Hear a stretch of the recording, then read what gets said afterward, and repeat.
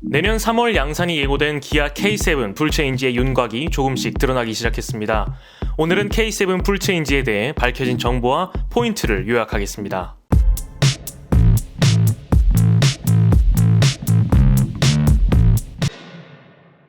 우선 K7 파워트레인에 대한 정보는 극히 적습니다. 출시까지 시간이 많이 남아 언제든 바뀔 수 있지만 현재 내부로부터 알려진 출시 가능 스펙은 2.5리터 가솔린과 3.0 LPI 엔진이 있으며 기존 3.0 가솔린은 3.5 가솔린으로 변경될 수 있다 알려졌습니다. 하이브리드 모델은 소렌토와 같은 1.6리터 터보를 기반으로 만들어집니다. 소나타 N라인에 탑재되는 2.5 터보 또한 가능성이 있다 알려졌지만 3.5리터 엔진과 출력이 비슷하고 현대자동차 그룹의 준대형 포지셔닝을 생각해보면 매우 확정적으로 보기는 어려울 것 같습니다. 만약 투입된다면 GT 라인으로의 운영이나 해외 시장을 주 타겟으로 삼는다는 것이 대부분의 예상입니다.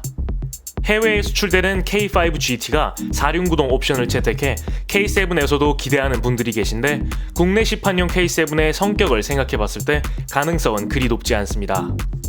지금까지의 가격 인상을 고려했을 때 2.5는 약 3,400만원, 3.0은 약 3,800만원, 3.0 LPI는 약 3,300만원 근처에서 시작되지 않을까 조심스레 예상해봅니다. 다음은 가장 이슈가 되는 디자인입니다. 지난 K7 2세대의 디자인 홍보 문구는 소프트 카리스마였는데요. 과격한 디자인이 아닌 세련되고 절제된 디자인을 빚어낸다는 의미였습니다. 하지만 그릴이 확대되고 존재감과 스포티함을 중시하는 최근 디자인 트렌드에 따라 페이스리프트에서 큰 변화를 보여줬고 이번 풀체인지에서 정점을 찍는 모습을 확인할 수 있습니다. 네이버 남차 카페 진현님과 찰리님의 스파이샷 및 예상도에서 확인할 수 있듯 엄청나게 큰 그릴이 시선을 사로잡는데요. 기아의 타이거 노즈 그릴을 잇는 타이거 페이스 스타일에 걸맞게 차지하는 영역이 굉장합니다. 기존 K7이 사용하던 네거티브 스타일의 수직형 그릴이 아닌 격자 무늬를 사용했는데 제네시스처럼 단순한 형태가 아닌 V자의 크롬 장식들을 넣어 마른 목골 하나하나를 강조하는 형태입니다. 이런 마름모 스타일은 차량 군데군데에서 발견되는 요소로 그랜저의 그릴이 조금 생각나긴 하지만 이런 마름모 꼴은 기아 퓨처런 컨셉트카에서 이미 한번 선을 보인 바 있습니다. 항성운에서 영감을 얻었다고 하던데 소렌토의 대시보드나 카니발의 필러 등에서 흡사한 텍스처를 발견할 수 있습니다.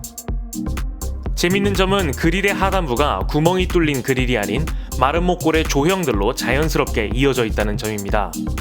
DRL이자 방향지시 등인 이 램프들 또한 같은 마름모 그래픽을 공유하는데요.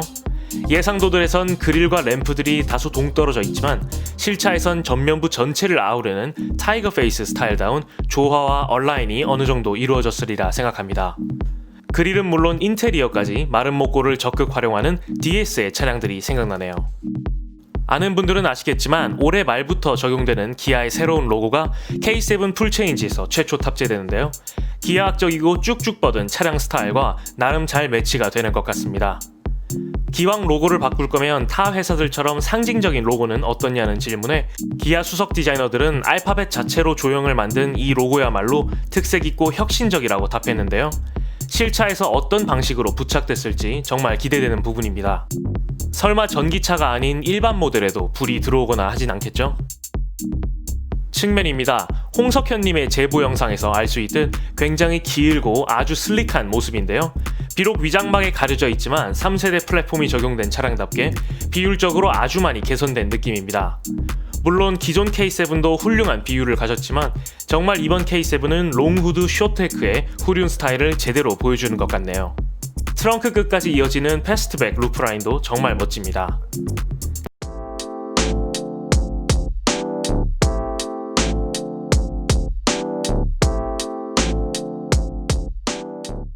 자세히 보시면 C필러부터 하나의 주름을 확인할 수 있는데 이 각을 통해 루프가 더 낮아 보이게 시각 보정을 시도한 것을 알 수 있습니다. 아반떼에서도 이런 요소를 볼 수 있었죠. 그랜저가 페이스리프트 되면서 중후하고 보수적인 타입의 C필러를 적용받은 것과 달리 K7은 조금 스포티하고 깔끔한 맛을 추구하는 것을 느낄 수 있습니다. 이 부분을 자세히 보시면 샤크핀 타입의 장식이 보이는데요. 유럽 전략 모델인 프로시드부터 적용된 이 가니쉬는 소렌토나 카니발에서도 적용된 모습입니다.